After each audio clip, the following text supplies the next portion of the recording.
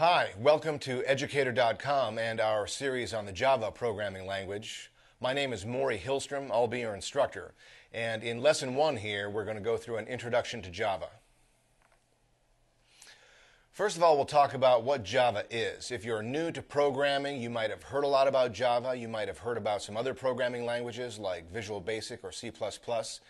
But Java is one of the most widely used. Some people even say it's the most popular programming language in the world. And there are several reasons for this. One of the reasons is it is a complete standalone software application development programming language, meaning that it can write its own programs. A user or a programmer can write their own programs in Java, and we don't need anything else. We don't need any other browsers or plugins to run a Java program. It'll run by itself, and it'll run on any standard computer that has an operating system, like Windows or the Mac operating system. Another thing about Java is that, like most modern programming languages, it's object-oriented, meaning that when you write a Java program, it does things to objects. Think of objects like nouns. And so we have methods that act like verbs, and they cause these objects to do things. These objects might be character strings, they might be numbers, they might be entire Java classes, mini programs that we can manipulate, that we can call, and can run tasks and complete our work for us. So Java is an object-oriented programming language.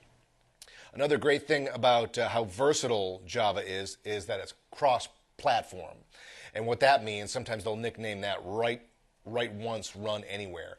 Meaning that if you have a program and you know that it's going to run for users on different kinds of operating systems, you might have some users that are going to run it on a Windows machine. It might be an old Windows system like Windows 98. It might be a newer Windows system with Windows Vista or Windows 7. It might be somewhere in between. It might be running for Mac users. It might be running on a user's computer that has Linux or Unix as its operating system.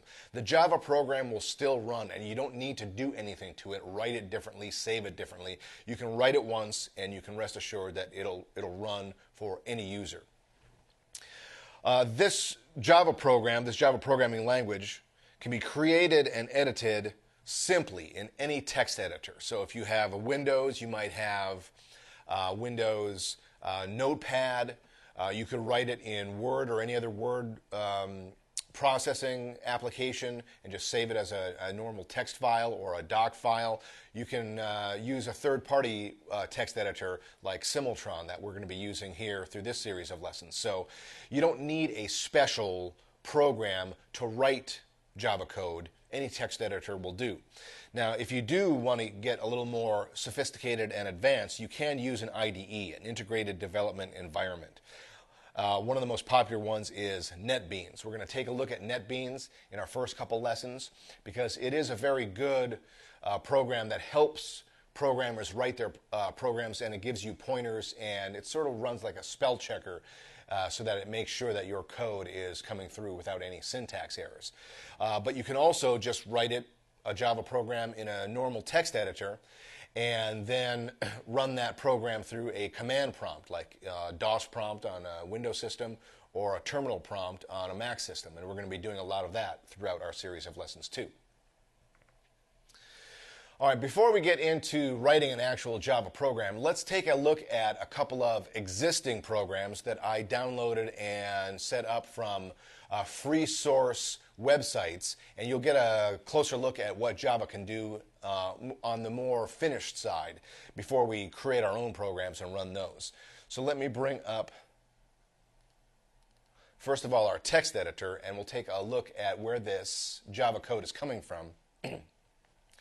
Our first program is going to be called Converter.io, and it's going to be a program that can run a converter to convert distances from metric to the English measuring system. So let's take a look at what this program does on the finished side first.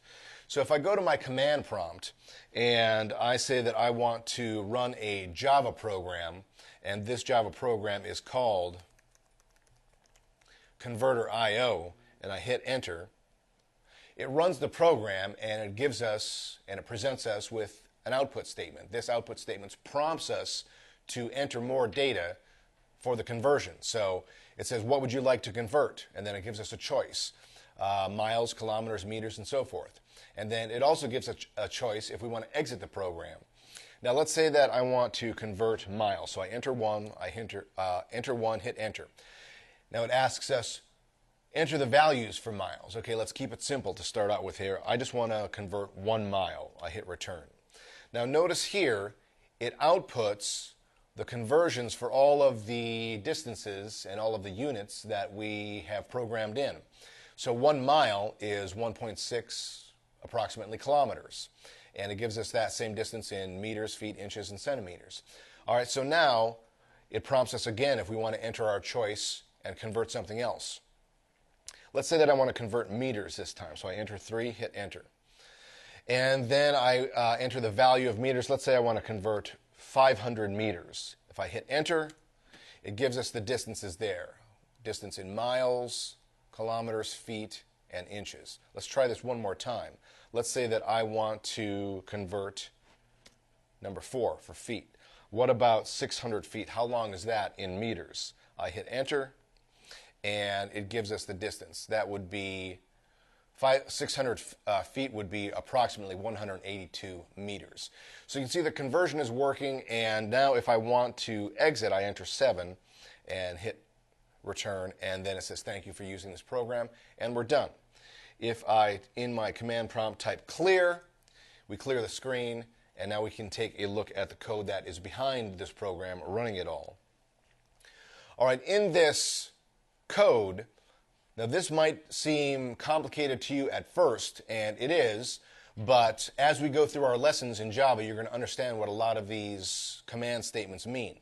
You can see that all of the code controls the classes, controls the distances, controls the output statements about what it's going to prompt the user for, controls catch-all statements that identify invalid entries to prompt the user to try again. And then it can also do math. Notice how it says we want to multiply the miles distance by certain conversion numbers and so forth.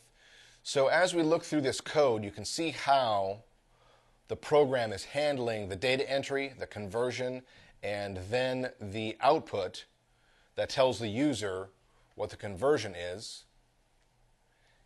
And if the user says that they want to exit the program, it prompts the user just to say thank you for using the program. And then we get down to the bottom, and that's it at the end. All right, so that's our first example of a more advanced Java program. Let's take a look at one more before we get into simpler things and break it down so that we can start from the beginning. In this program, this Java program is going to calculate some grades for us for a typical school class. All right, so if we enter grades,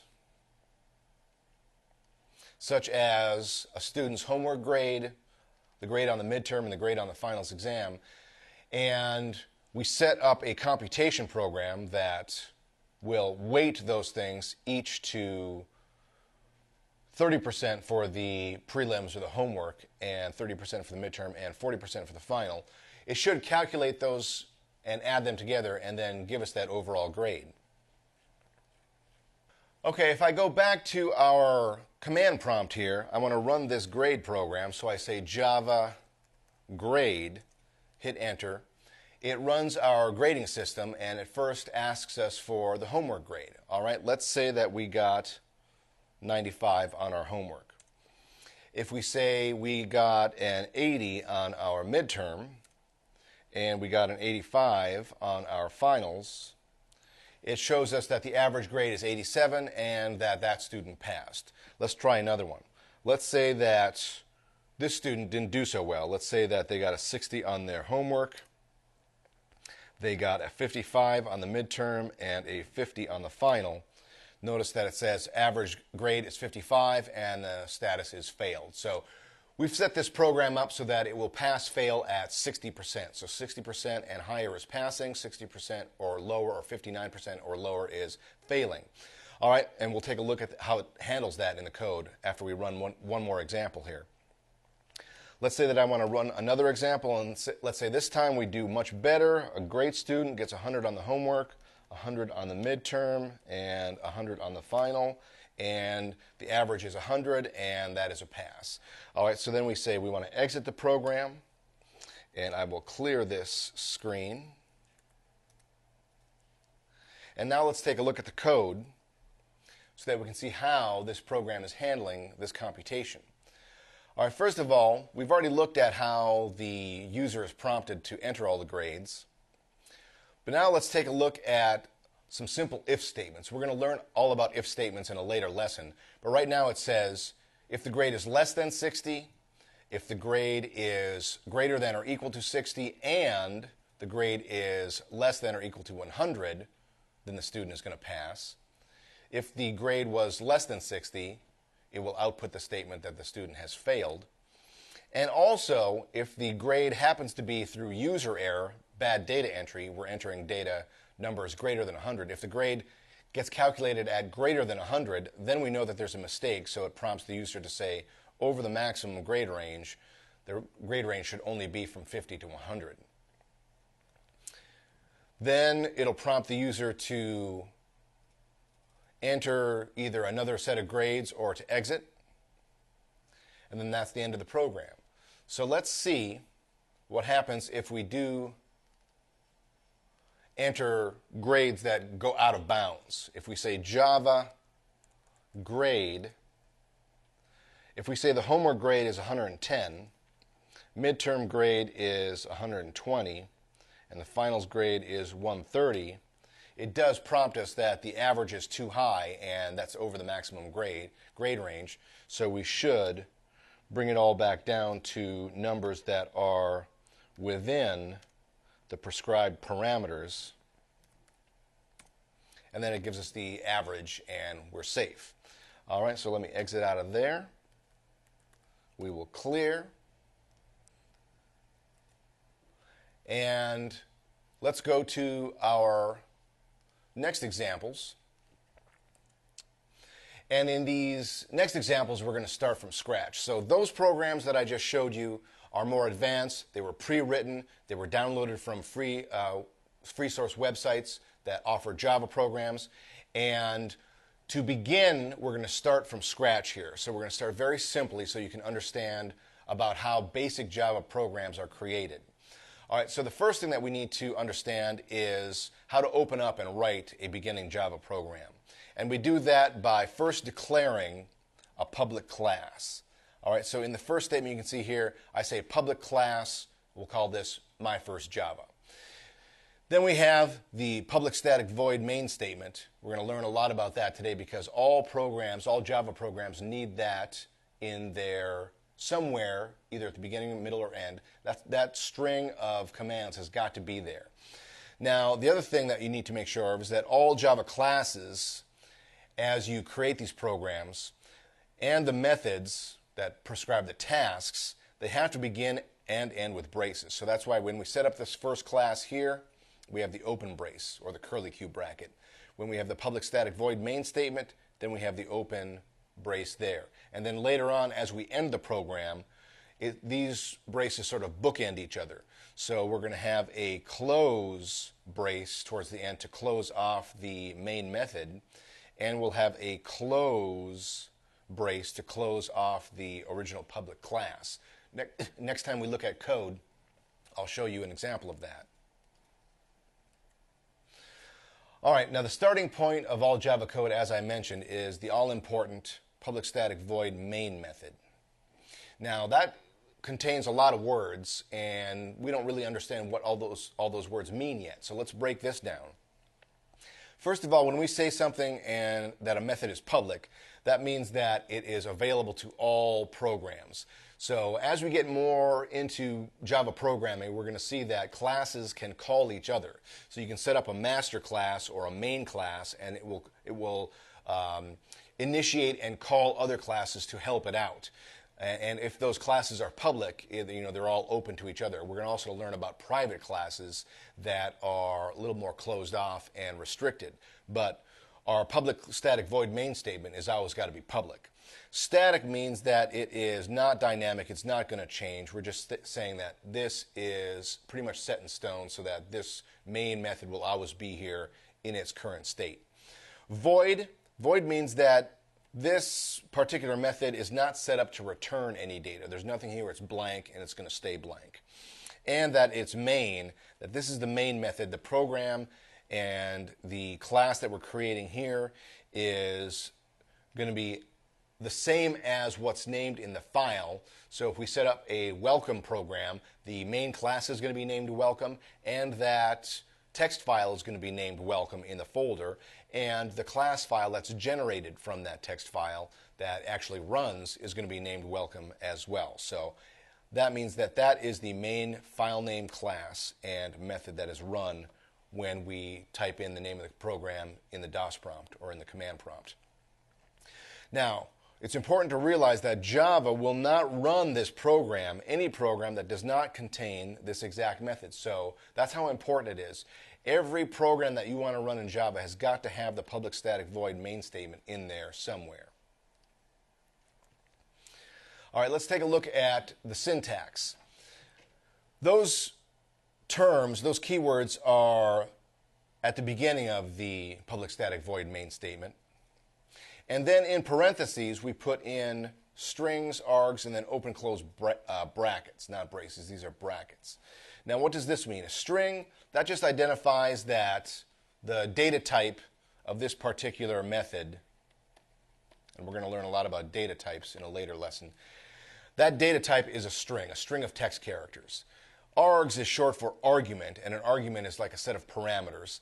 And then you can put in these brackets what numbers you want to use, any more specifics about length or distance or height or whatever type of calculation that you're doing, which is why in this case, because it's a void statement, the brackets are empty in this case. So that's what this means, and methods usually contain parameters like this in the open close parentheses.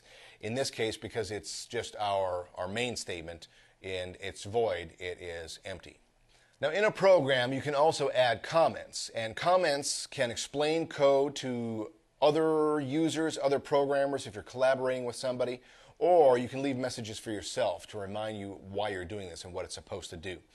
Now comments are always going to come behind double slashes. So if we put the double slash, that means, and that tells Java that the text that's behind those double slashes is just text. It's not going to run anything, doesn't contain any keywords, even if it's using a keyword like public or static.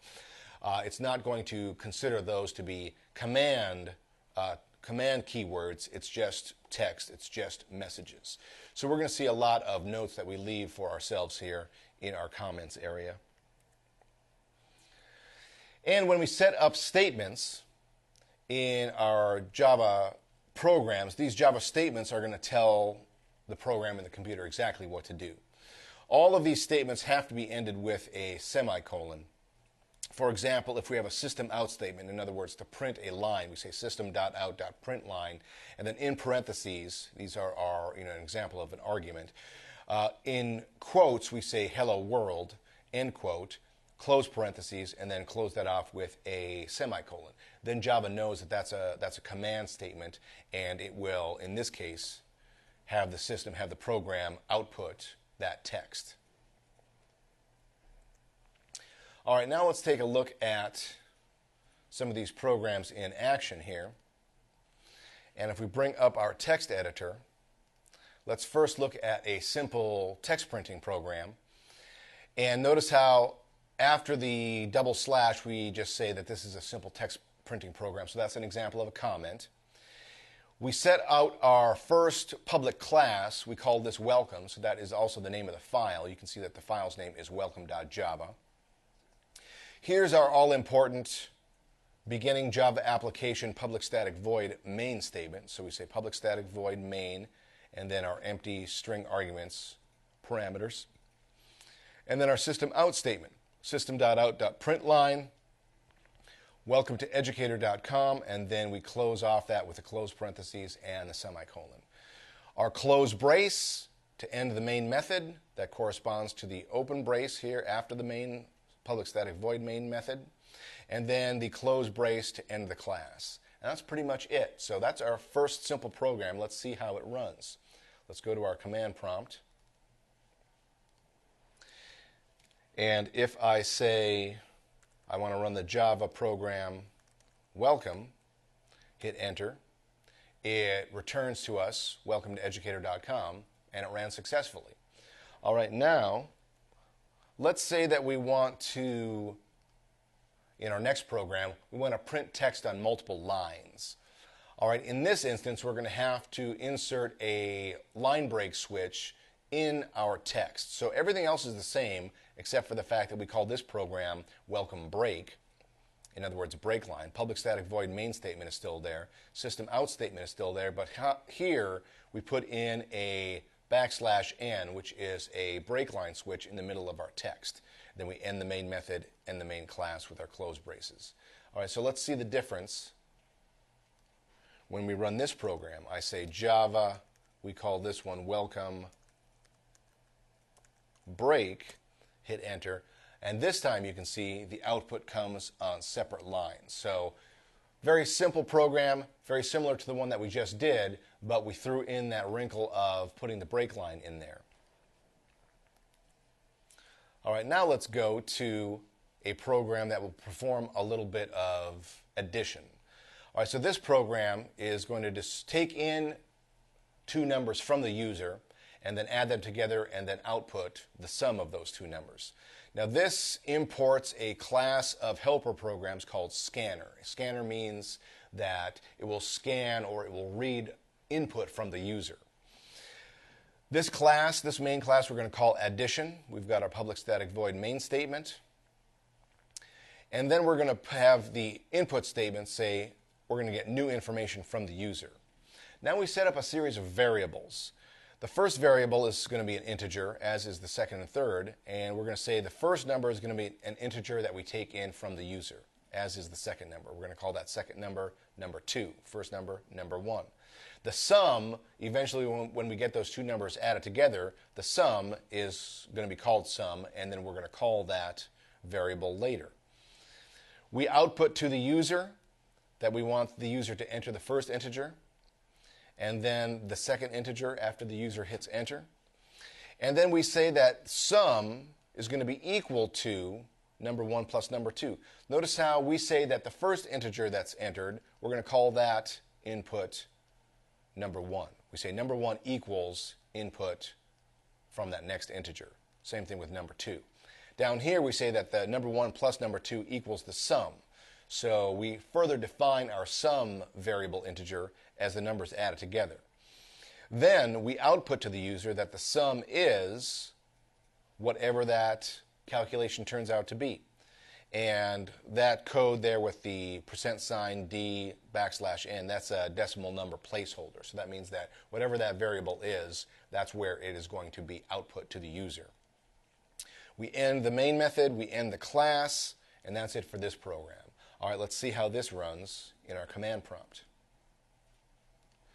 All right, for this one, I say I want to run the Java program called addition, and it prompts us to enter the first integer. All right, what if I say 3, second integer 2, hit return, and the sum is 5.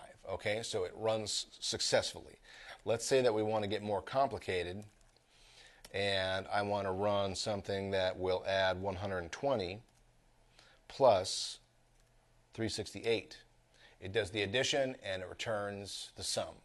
Now let's see about a purposely entered error here. What happens if I say I want to run addition and I say I want to put in a decimal number? In other words, not an integer, but a number that has numbers to the right of the decimal point. If I hit enter here, we get an error. Why? Because the program, remember when we set up this program, we said integers. The variables are integers, so it can't handle yet floating point numbers, decimal numbers. It can only handle integers. And so we've got an error, and if we want to run the program successfully, we have to enter only integers. Doesn't matter how big the integer is, but it can't handle decimal point numbers.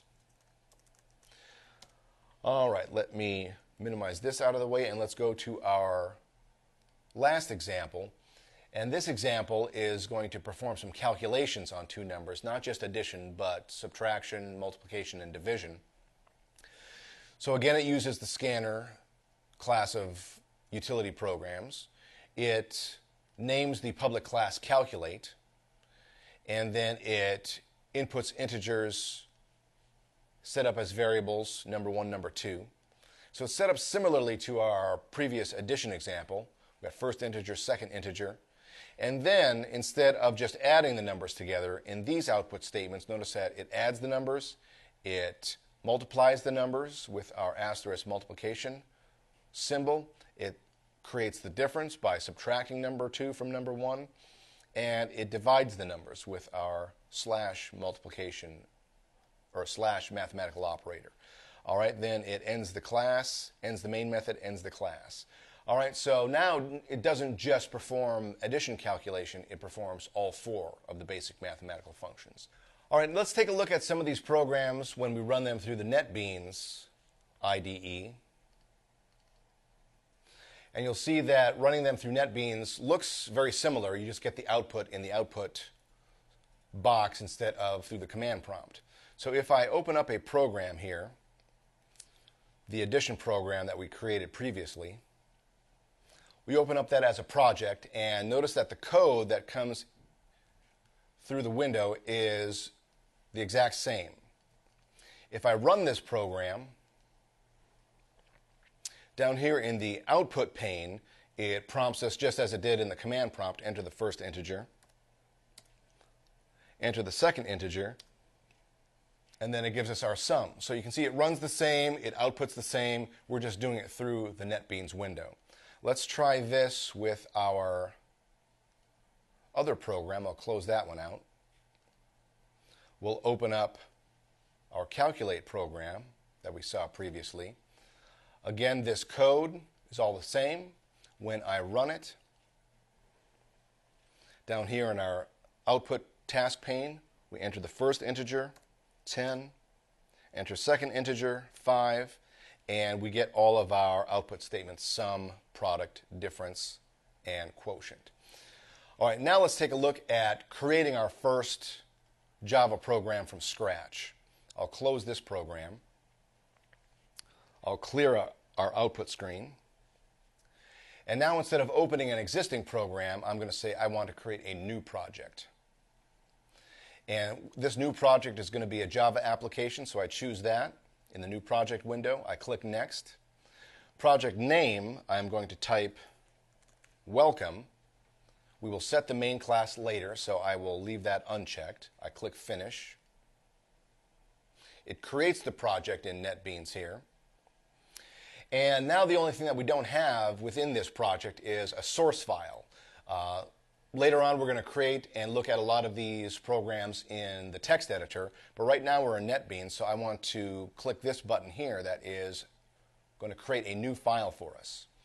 This new file is going to be a Java main class, so I select that in the new file dialog box, click Next. This new main class is again going to be called Welcome, and I click Finish. It creates a blank new source file now, including, notice how much easier, this is why people like to use NetBeans, because it created the class statement, welcome. It also contains automatically the public static void main statement here, so that was, and the open brace, so that was done for us automatically. I can delete this comment text, and when I hit enter, it automatically indents. And we'll put in our first command statement. I say system out, print line, open parentheses. Now notice that it is giving us a red squiggly line indicating that what I'm doing here is purposely committing syntax errors just to show you the features of NetBeans and how much easier it is, according to some, to program through NetBeans. So if I say welcome to educator.com, it still gives us the error red lines. Now why? Well, first of all, we forgot to add our semicolon at the end of the statement, so once I do that, that red line goes away. but we still have this red line at the end or at the beginning of the system out statement. Notice that I did not capitalize the command system. So if I take that lowercase s out and put in the uppercase s, that shows us two things. First of all, when we correct the error, the red line goes away. Second of all, it reminds us that Java is case sensitive. So anytime you see in code something capitalized, it's got to stay capitalized. And here, the system out print line, the first word system, has to be capitalized. Now, we've got two more things that we need to do before we can run this code and see the output. First of all, we have to compile the code to convert the text file into a compiled Java class file that the computer can read. So we click our build main button, which is the hammer. It compiles. It gives us in our output window that the build was successful. And then we're ready to run the code. When I click the run button, it asks us to confirm the main class, which is welcome. I click OK. And now down here in our output, we get the output that we expected. It says welcome to educator.com. And that's it. So congratulations. We've just completed and created our first Java program. And in our lessons to come, we're going to see how we can do much more complicated things, including loops, including if logic, and even advanced concepts like inheritance and polymorphism. So we're on our way, and I thank you for watching educator.com.